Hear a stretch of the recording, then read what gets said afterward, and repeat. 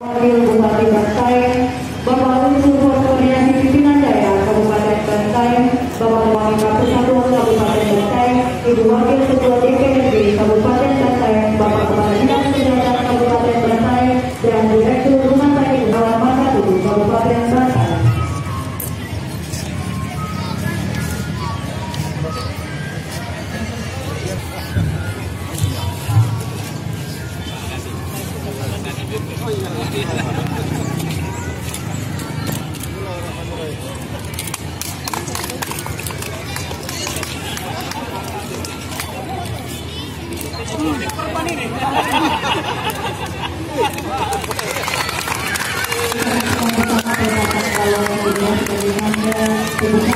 Tahun 2007, Puskesmas Bayan oleh Bapak